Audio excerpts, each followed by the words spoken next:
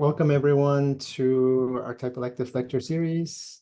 If you can tell us where you're calling from in the chats, that'll be really nice to see and say hi. If you have any questions, you can add it on the Q&A at the bottom of your Zoom interface, or just put it in the chat and we'll keep an eye out on it. So thank you all again. We are Type Electives. We're an online design school that is trying to shape the future of type. Co-founded by Lin Yoon and myself, Juan Villanueva. We try to offer courses that go beyond traditional type design education, which includes a big range of classes, live online classes that focus on letter forms, type design, lettering, and creative technology. We'd like to work with faculty that approach their practice from a place of respect, responsibility, criticality, and love. And we're excited to work with students that are interested in exploring a future that is founded in those principles. Today is the second lecture of our spring lecture series, and here in the series, we invite new established voices to share their stories, knowledge, and ideas with the community. The theme for this season is about community and collaboration, and we have a great lineup of friends and collaborators whose work and practice we find really inspiring, and we want to make sure we share that with the community. Today, we have Dr. Huda AbiFarès talking about the Khatt Foundation, a journey of discoveries, challenges, and growth. And just to remind you that all the talks in our series are recorded and we make it available on our website shortly after they occur. So before we introduce our main speaker, I just want to remind you that subscribe to our newsletter to stay up to date with our latest courses and events. And without further ado, I want to introduce Dr. Huda AbiFarès. She's the founding director of the Khatt Foundation and the Khatt Books Publishers. She holds degrees in design and design history from the Leiden University, Yale University, Rhode Island School of Design. Among her many achievements, she's a member of AGI, the Alliance Graphique Internationale. She specializes in multilingual typographic research and design with a focus on Arabic typography and design history. She's taught design and typography courses in the Arab world, the Netherlands, and internationally since 1994. She has published several books and essays on typography and design from the Arab world, and contributed to essays to professionals and academic publications. Among the many books she's published, some of the highlights: Arabic Typography, a comprehensive source book; Typographic Matchmaking; Arabic Type Design for Beginners; and she has two upcoming books, Revealing, Recording, Reflecting, and also Typographic Matchmaking in Maghrib. She works as an independent design curator, researcher, writer, designer, and publishing. So please join me in welcoming Dr. Huda AbiFarès. And welcome everybody who's around. We cannot see you, but I'm sure you're also here with us. What I'm going to talk about today is specifically my journey into the creation of the Khatt Foundation, and sort of like how I end up doing what I do today. My background is graphic design, and I was born in Beirut. I studied in the US, and then I practiced as a designer in the Netherlands. And all these kind of stages have left a different mark on my decisions. And sometimes, you set out in life and you don't know where you're going, and you kind of have an idea a little bit what you'd like to do and try to kind of direct yourself. But your experiences and sometimes like personal events or things that you come across, random things, can kind of trigger and push you in one direction or another. So I would like to talk about that idea of kind of not planning your life, but going with the flow, and then trying to kind of use these opportunities or these little discoveries that you make along the way as kind of opportunities to make something new. So my journey started with actually in Arabic typography from teaching. I was invited to teach at the American University in Beirut. It was a new graphic design program that was launched in the 1990s. 1980s, actually, 1983. And I was invited by a former professor of mine, Leila Musfi, to come and teach in that new program. And through teaching, I discovered that I actually had to teach something that is relevant to the culture on Arabic typography. There was no publications, no resources at the time. And so I tried to kind of do research myself, which ended up being a book. And that book kind of, took time to catch, but then eventually it became a resource and a sort of like a reference on the topic. And I kind of, by doing that, I just end up becoming a reference on the topic in some ways. But then as time went by, I was teaching, I started teaching also in Dubai, and then, then I come across a different culture that's much more diverse in some ways than Beirut. And so then I felt that we should do something about,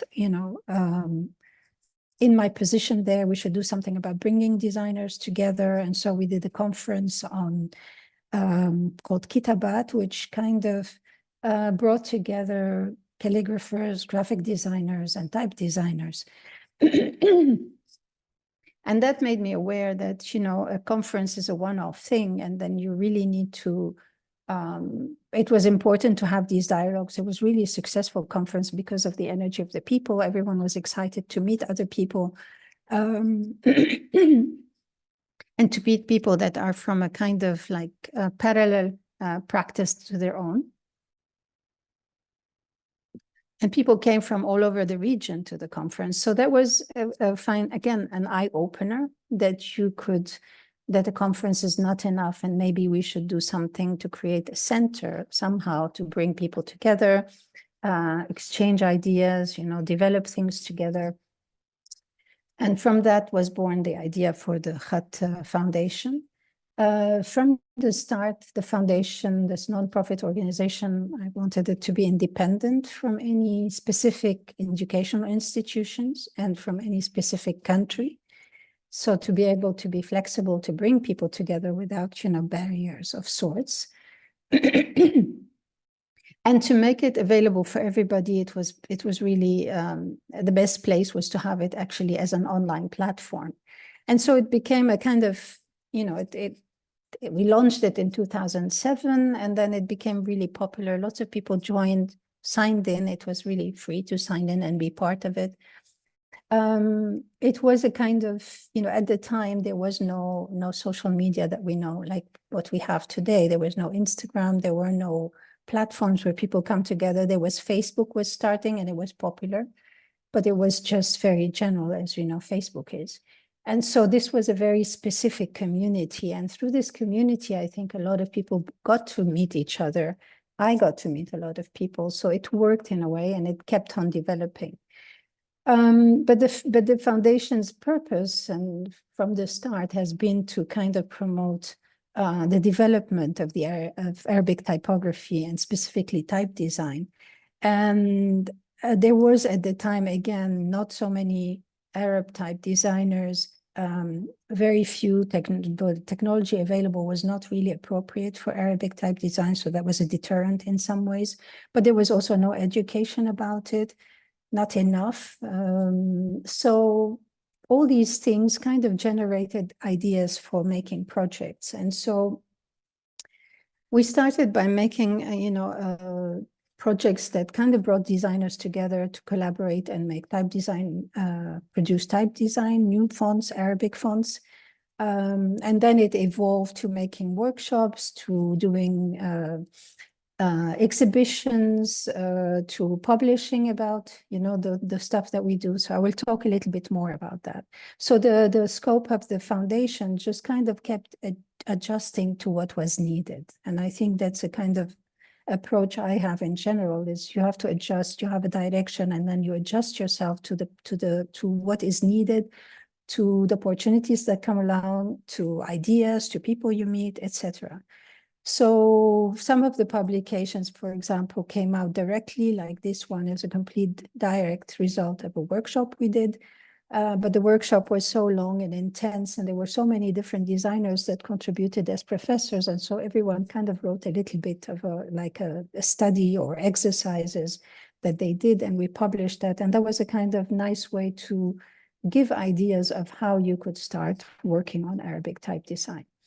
But then with publishing, you know, the first two publication, well, the first publication we did, the first publication we did was really done with an outside publisher. And then you get into the challenge of convincing a publisher why they should publish for such a small niche market. And so there were conversations, and eventually you realize you actually know the market, you have all your audience, it's part of your community and so forth. So there was no need to constantly ask somebody to help you publish. It's better to start publishing yourself. But then publishing became a project, and it's one of the projects that is heavily funded by the foundation itself, because I think it's also an extension of our mission. So I will talk a little bit more about that. But then recently we also thought about publishing as something that doesn't have to necessarily be in the form of a book printed and document, you know, and having to deal with all the challenges of distribution and costs and time and so forth. There must be other ways for different types of information. And so we launched in 2019 this series of podcasts that we call the Khatt Chronicles. And the idea of those were to publish more on works of people that are, you know, practitioners, designers, illustrators, type designers that are actually working or in the middle of their career, not really in the beginning, not in the end, but are doing interesting work. And also to provide a little bit of an insight about what they think about, how they come along, what is their journey, sort of like to provide also more conversations between designers and bring them together. So again, you know, kind of making the community open to each other, open to conversations. And this is a project that is ongoing. Because of that, we have also a YouTube channel that kind of also shows these podcasts, but then shows a little bit of images with them. So it's a bit of a publishing that is a different kind of platform of publishing. But I want to take you back to the beginning of the first research projects we did. And I want to talk about the importance of this idea of collaboration and bringing cultures together. From the start, because we were a foundation that is, it's registered in the Netherlands, based in the Netherlands physically, but open to everybody else, it was really important to bring this dialogue, to bring this idea of we can work together from different cultures to bring things forward and not have like these cultural barriers and that we always fight with. And to support designers and think of the idea of, at the time, you had no experience or not enough experience, well, actually very little experience, type designers in the Middle East, and you had a lot of experienced type designers in the Netherlands. And the idea was to bring these people together and somehow create the possibility to collaborate and to teach each other. So an experienced type designer might teach about type design, but an experienced graphic designer or wannabe type designer from the Middle East can teach about the culture. And so this combination brings a new innovation. And so this was the idea for the first typographic matchmaking project that we did. So the research took time, you know, it's time, and there were fonts produced that were also distributed with a book for free at the time. To just kind of give people the possibility to experiment with a new approach to type design. But it was very important also to disseminate this information, not just as a publication, but make a kind of exhibition out of it, which we end up also again collaborating with another foundation in the Netherlands called Mediamatic to create an event and an exhibition where these fonts are used in the exhibition on products that will be again bought and used, you know, by the people that buy them, wear them. So they become a kind of conversation about culture, not just making type design. And then a few years later, we published a publication called El Hemar, Graphic Design for Social Change, that documents this whole project from beginning to end. So it's a kind of like interesting loop. But then that first project was also got a lot of attention in the media. It was just, you know, this idea of conversation between culture was important. In the Netherlands, it was really hip in the Middle East. So it got a lot of media attention. And that kind of generated the possibility to do this project a second time around, and then with a little bit more funding, which allowed us to do things we were not able to do the first time around, or didn't know whether we needed to do them in the first time around. So the second iteration of the project came out with this idea of looking at, how to make cities more livable through type design, through fonts that respond, through poetic spaces. And so it was an experimental premise for type design.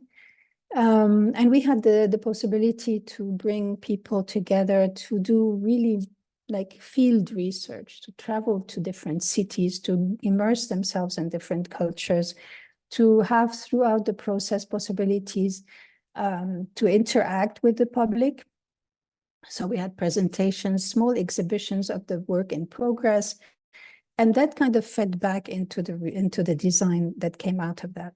And from this experience, it was pretty intense, and it was a kind of big group of people, but it was a good way to really look at design research in a more like, what does it mean to be really collaborative? Is it just two people talking to each other, or is it talking to a public? What does it mean to design for another culture? How do you, how valid is your contribution? It's good to hear other people. So it was really a very interesting process. I think a lot of people learned from it. Certainly I did. And we ended up making a nice documentary about the project. So if you ever have time, please check it out. It's online. And then 10 years, no, not 10 years later, maybe 5 years later or 7 years later, I was traveling in Morocco, and I was invited to come and give a talk about, in a small closed seminar in an art school in Marrakesh. And then I had the chance to travel a little bit more through Morocco.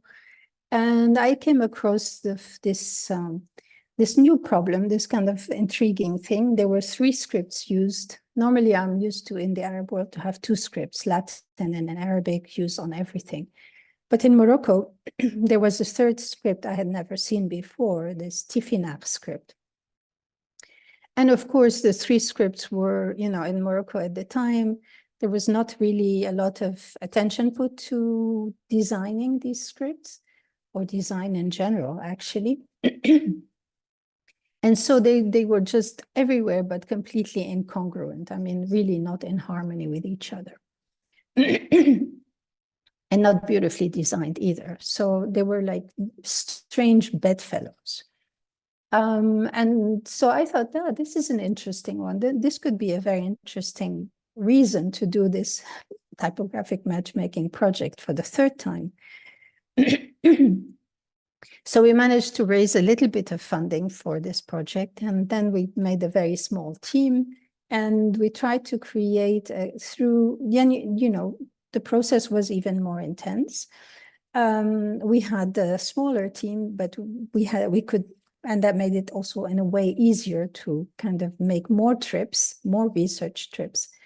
And we wanted to bring a bit of a dialogue between cultures that have had histories of conflict within Morocco, but also in the history of Morocco. And so the team was mostly Spanish and Arab, North African, and the conversations and what we discovered, what were the things in common, what were the things different, how do we bring them in harmony with each other.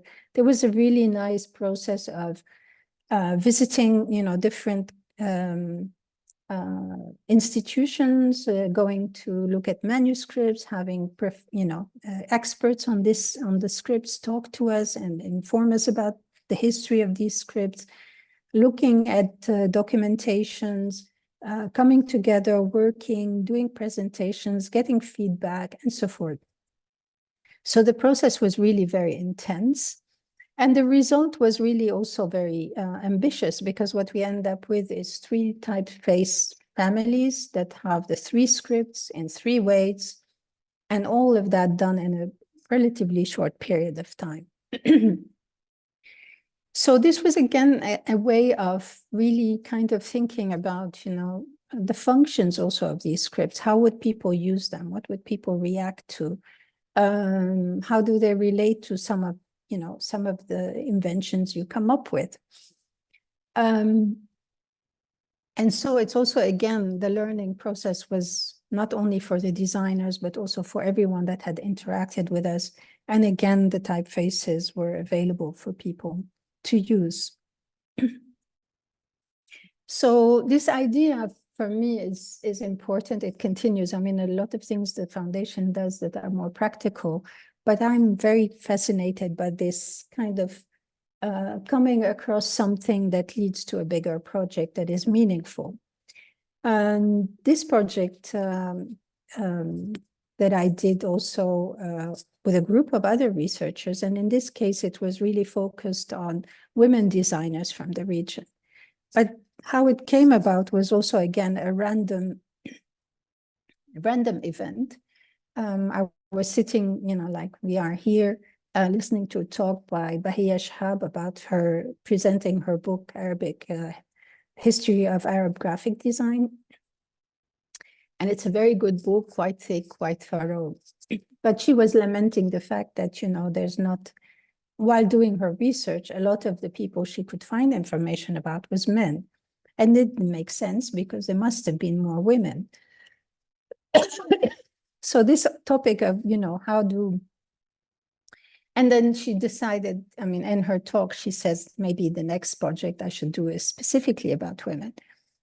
And so I was part of this audience, and she kind of addressed me directly saying, maybe, we have a publisher here, maybe she would be interested in publishing my next book, which was, and of course I said, yes, of course, this sounds like a great project.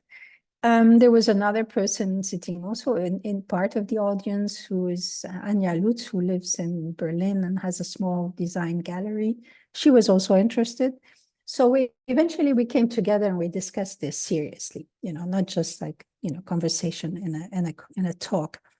And we end up building a whole project where, in fact, we had in the end 4 researchers working on this idea, on this book, and it became a bit bigger. So we decided to have not just the history, because that's very broad and endless, but to make it in a way that the research is not so authoritarian. It's not that I go out and ask questions. No, that we pose questions and then the questions generate more questions. And we open up ourselves to discovery and also to inviting other people to contribute. So we had this space, we used it as a kind of editorial platform, and we used it also as a way to start up conversations, to meet people. Each one of us in the 4 main research teams, we each kind of invited other researchers, and we did these panel discussions on each one of us with a question and a kind of research direction for her part. And so it grew in a kind of like tree of different people contributing. In the end, we had a lot of designers that could be part of this book and this research. Each panel became a kind of chapter in the book. We had, online, it was all during pandemic, but it was also convenient to have these online talks. So we had all these panels online. And now we're in the process of editing this book into an actual printed book that shows also in its format. We had interviews with the designers. So each designer spoke about themselves and answered the questions in some way.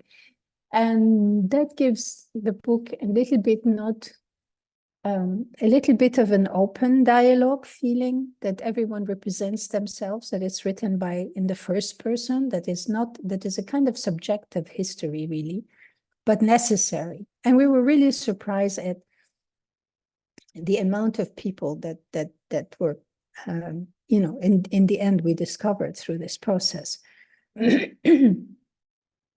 And this idea of also talking about design history, sometimes you can do that also from starting from a perspective, even as a curator, to say, well, I'm going to research, I'm going to make an exhibition. And by doing an exhibition, you actually have to do a research, have to frame it, have to make themes and divisions, and then have to make selections, which is often the hardest part. So in 2021, I was invited by Minneapolis College of Art and Design to do an exhibition on graphic design from the region, from the Swana region, Southwest Asia, North Africa. And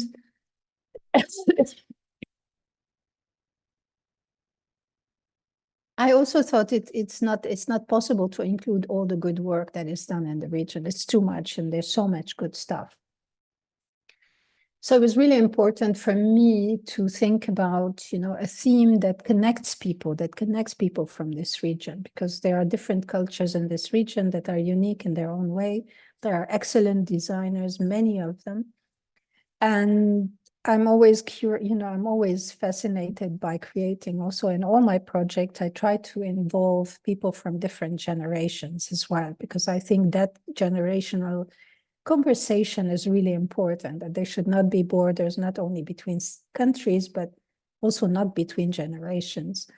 And so the exhibition was possible to do by just kind of dividing it into 4 themes. But the main thing that connects everything together was the fact that everything is about the Arabic script. So it's graphic design, but using typography as a main element. So you had themes like innovative lettering and type design, working on politics, using graphic design as a way for political engagement, looking at the importance of history and poetry and graphic design in this region, which is an important, sorry, I said history, I meant music and poetry. And the importance of these 2 forms of art to the culture and how they are represented in design. They've inspired a lot of interesting works from the region. And also, looking at designing for cultural institutions, which often are not known. The exhibition was, again, made specifically to break down the preconceived ideas of what the Middle East is about, what the Swana region is about, and to present it to a clearly a Western American audience. But then it opened in it was supposed to open 2020. We postponed it to 2021. Still, there was a pandemic, so very few people saw it, except for the students of the university, because nobody was allowed to come on the campus. But that kind of presented another opportunity. There was a lot of work put into it, but then it presented an opportunity for us to maybe propose it as a traveling exhibition and try to take it to other places in the world. And also to document all this work into a publication. So this is what we did. We're working still on the publication. The exhibition finally had a second iteration at the VCU in Qatar. VCU is Virginia Commonwealth University Arts program in Qatar. And now on the 25th of April, it will open in the Design Museum in Hamburg in Germany. Now, every time the exhibition opens in a new place, it was adapted to that context. So not only in physical space, but also in amount of work. Maybe some works were taken out, others were added. So every time it's a little bit different. So this is a bit a view from the exhibition in the USA. And this is a sneak preview of the publication that is now in print. So hopefully it will be out soon.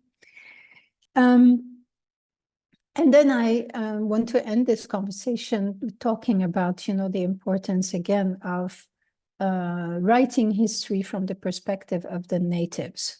So the people from within the culture writing about their own history. I think that's a different approach, and as a foundation, as publishers, we felt that it was really important not only to help develop the typography from the making side of it, but also to develop and help develop a critical writing and critical research and critical publishing on design from this region by the people in this region. So I've been collaborating as an editor, but sometimes writing a couple of these books myself, with designers, with young researchers, designers, graphic designers from the region to write books for this series. And the idea of this series was really to make smaller monographs where we go deeper into the specific practice of certain designers from different parts of this region, from different countries. Also different kind of practices, from people that work in illustration to publication design to type design, etc. So I will, because we are in a kind of graphic design context, I thought I would show you a little bit, just a brief thing about what is and what these books are about as a series. I think for me, because they are design books, it's important that they are also well-designed objects, that they're not just, you know, history books, which you can just read. You have to, it's visual, but it's also the way they're designed and produced should be just, you know, good examples or good portrayal of the people that you're writing about. So the series is has the same format. Obviously, they're all the same size, same amount of pages. So there's kind of like democracy there. Everyone is equal in some ways. And what binds them together is really, other than their format, is we have, you know, a common spine that is like a pattern that goes on the spine and that connects all of them so they complete each other. Eventually it will be, you know, it's an ongoing pattern. But that pattern is also used for the end papers, and then what separates them is their color. But every cover is also a complete different design that reflects the work of the designer and the topic that we are dealing with. So they don't look exactly the same, but they share the same things. One of the challenges of it, of course, is that, and it's important that the book is bilingual, literally has two covers, but then, you know, the text runs in opposite directions because Arabic reads from right to left and left to right. So that's a challenge in design. But the two languages coexist. They're not like one side is this, one side is that. They interact in the middle. The design itself follows the same grid, but then, you know, the color scheme, the typefaces used is different every time to reflect again the content and give it more individuality. The images never repeat across, you know, they're always different individual images across. And then the captions are bilingual, and then we experimented with different ways of making, you know, putting these two texts and these two texts next to each other in a caption and without being overwhelming. And I want to add by showing you just the three covers of the latest books that just came out this year. And thank you. I hope I did well with my time. Oh, that's perfect. Thanks so much, Huda. Sorry for escaping for 5 minutes in the beginning. No, it was fine. Great things take time. So yeah, it was really, really inspiring. I have a couple of questions, but I want to open the room for the Q&A for the attendees. We do have one question in the Q&A from Dina Ibrahim. Should I stop sharing this image? Sure. Yeah, you can stop sharing and we can enter into a panel. Okay. So the question is a very important one, which I feel like a lot of people that are interested in the things that you're doing, right, which is very inspiring, ask themselves all the time. The question of money, right? So the question is always so inspiring. Could you please talk about how you raise funds for all these excellent projects? What grants and programs do you recommend in your experience? Wow. That's like somebody peeking in your kitchen. No, I mean, I think I have grants from different sources. Some of it is private, but you know, in the Netherlands, we have a sort of governmental institution that funds other institutions and cultural projects where you can apply. So as a Dutch foundation, we got at least the first few projects in the beginning were funded by basically the Dutch government. But then later on, I've had also funding from the Arab Fund for Arts and Culture, which often funds specifically projects that are related to the Arab world. We have had funds from, different institutions and different periods of time that are working. So sometimes I think, the only advice I have is that you have a project, you write what you want, you plan it, and then you can kind of look for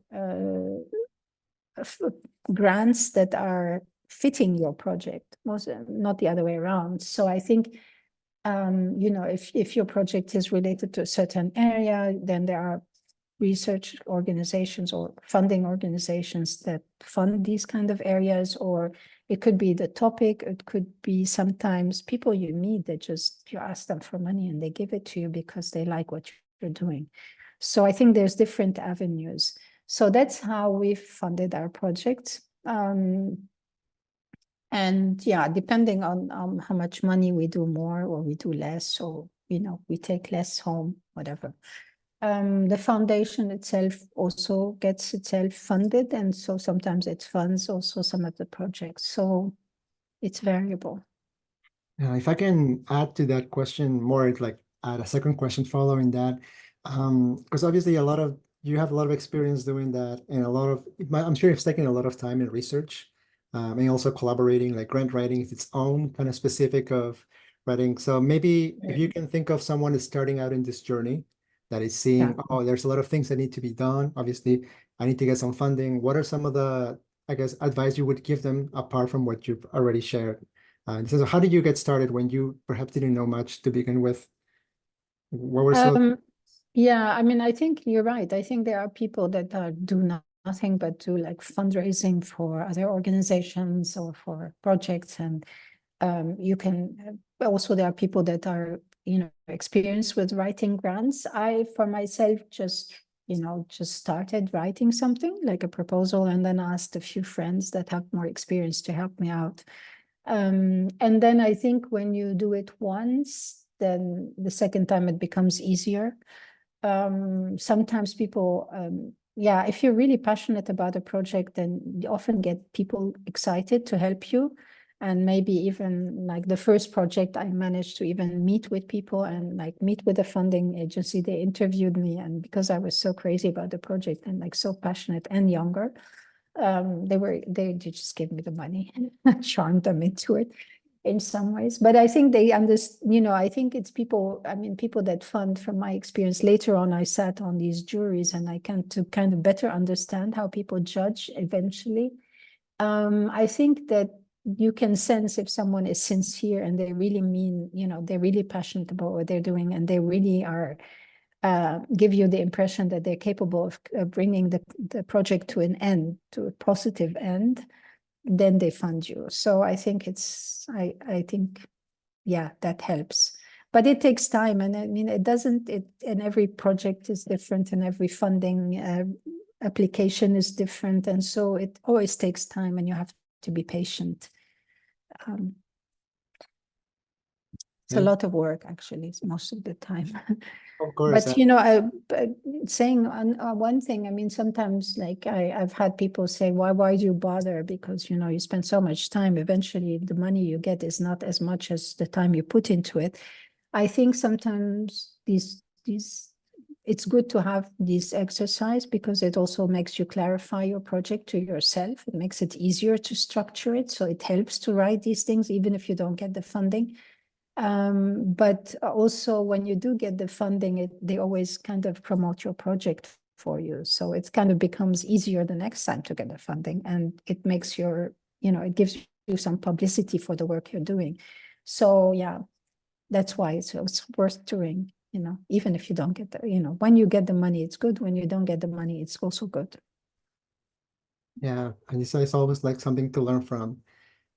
Yeah, that was really good. Thank you for sharing that. We have a couple of more questions in the Q&A. So I'll read one of them. It says, could you discuss more about your relationship as a designer to research, archiving, and publishing, and the importance of this, especially for the visual culture from the Swana region?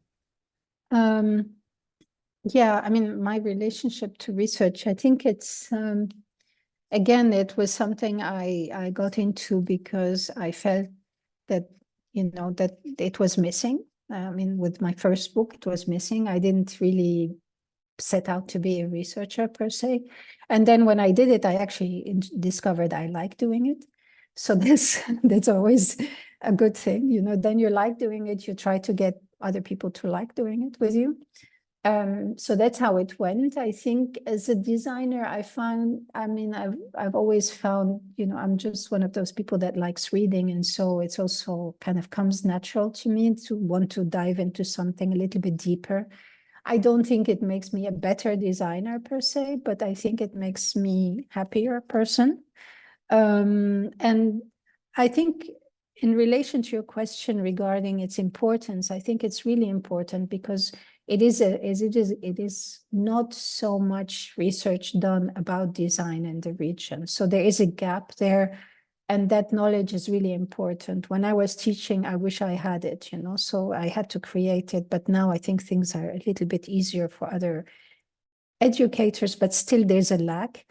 One thing that I think is important in general about design, archiving is important, and publishing about design is important because often designers are very modest. They never sign their work. You don't know who designed what. Sometimes, like some of the most famous images or brands that we interact with every day, we have no idea who's behind them. And we don't know how they were thought about and how they came about in the first place. What was the intention of the designer? So I think this is really important, and especially in the region where the history of design is practically invisible. And I mean, design education is also still relatively new. I mean, 20 years or 30 years is not that long. I think 20 years would be the better. So often before it was kind of part of, there was education in design, but it was part of a fine arts and it was not really specialized like we are today. So I think it's really important for this region in particular. Yeah, I really agreed. I mean, I'm also from a place where a lot of our history has not been researched yet as deeply as I see a lot of what's happening, what you're doing, and I feel like, oh, I think we need to bring some of that energy into Latin America and that area. Although it's happening, but it's still not it's Yeah. not as collectively put together yet. So it's exciting. It's very inspiring for me. We have a couple of more questions. One from one that asks, it seems that Arabic type design has really boomed in the last few years. And how would you explain that phenomenon?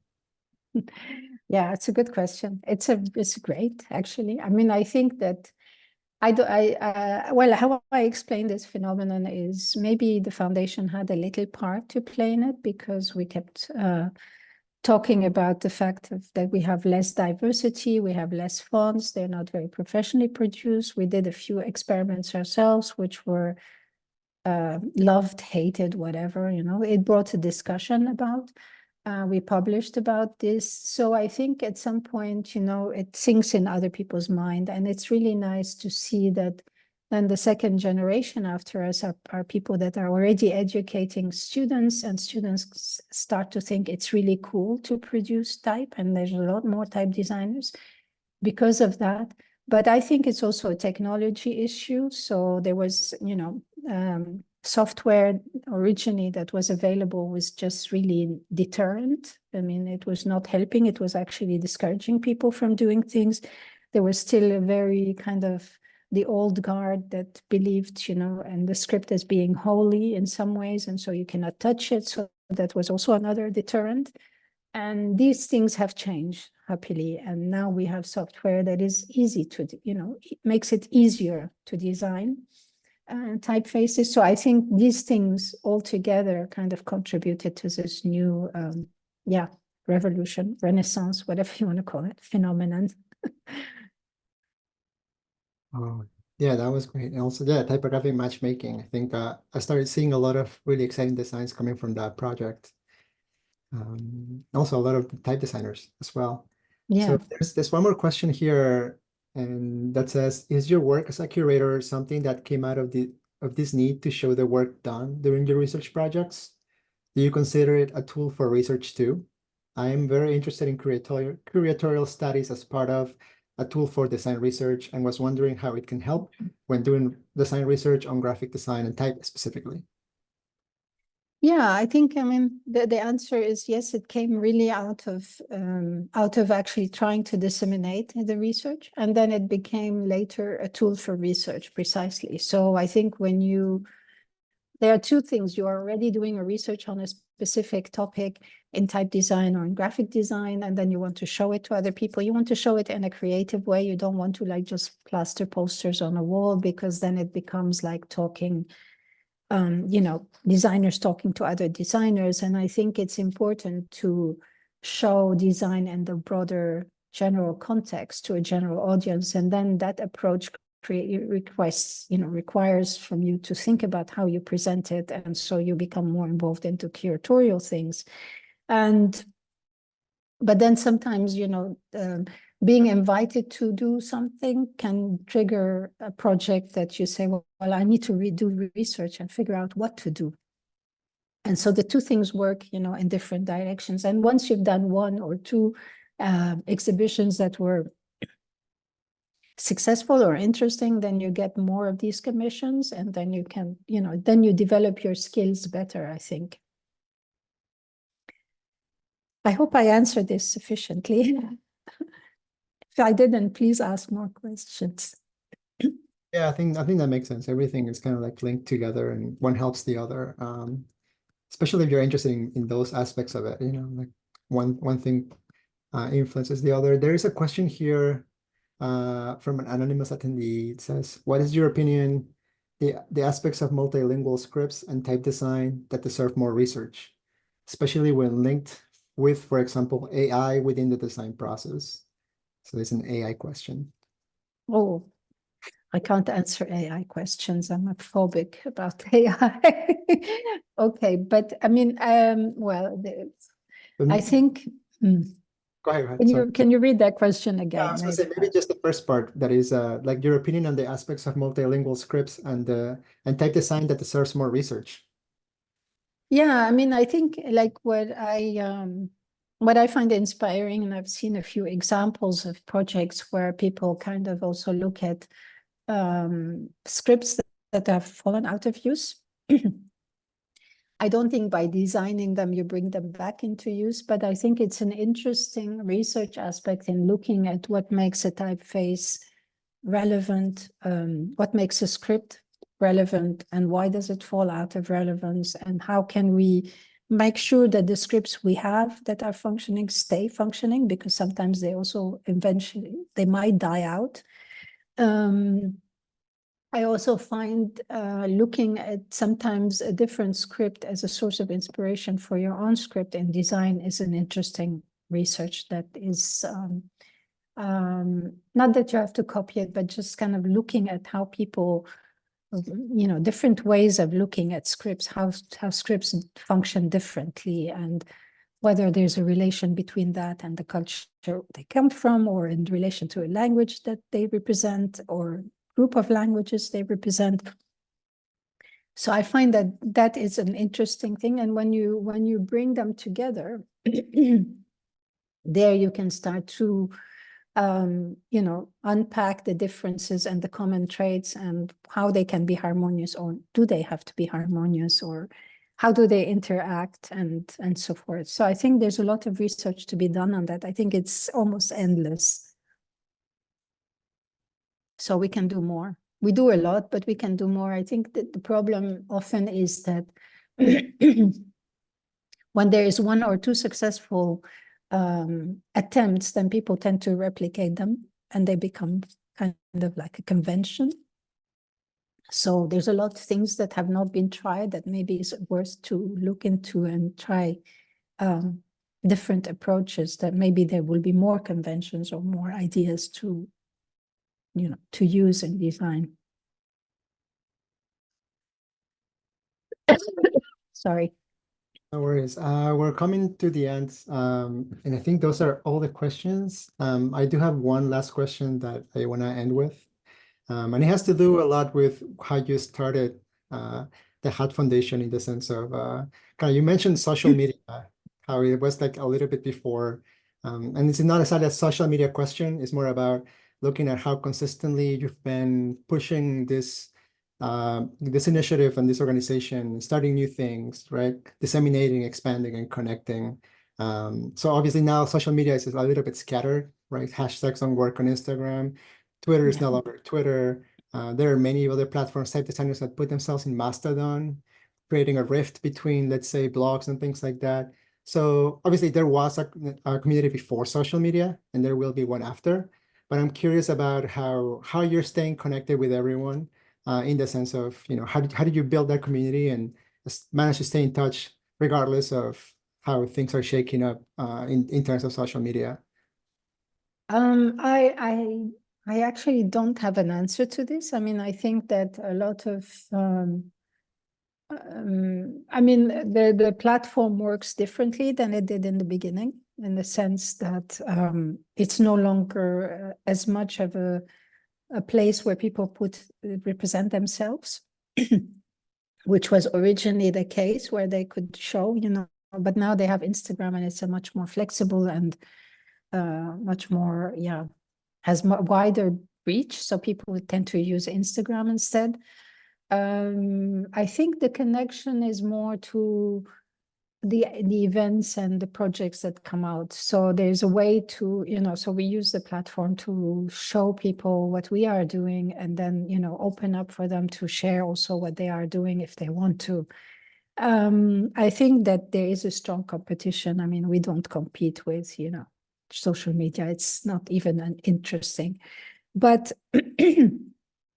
it remains a place where you can find, information in general, at least the names of the people from the region that want to be part of the community. So then you can research them further. I mean, this was a platform that existed before Google was even like, search engines were not what they are today. So you can't, you don't need to compete. You just have to make sure, that the names of people are there, and then people can do further research on them. The foundation has an, a kind of presence on these other social media. And we do have, we do have an email address so people get in touch. So we are in contact with people that want to be in contact, so but it's not like it used to be. It's not the community. I mean, the community nowadays is also so much bigger. And still, the foundation's platform has more than 5,000 people, which is quite something for such a specific niche area. So Thank you so much for sharing that. It's funny, it's niche, but at the same time, type touches everything around us, like this, like graphic design and signage. But yeah, thank you so much for sharing so much with us, Dr. thank Huda. you for having me here. Yeah, we really appreciate your generosity in answering all the questions and also telling us the story, of the Khatt Foundation. I want to thank everyone for coming up today on the chats and on the Q&A. And I think we're ready to wrap this up. So we'll upload the recording on our website soon after this. So everyone have a great morning, great afternoon, great evening, and see you online. Good night. See you. Bye.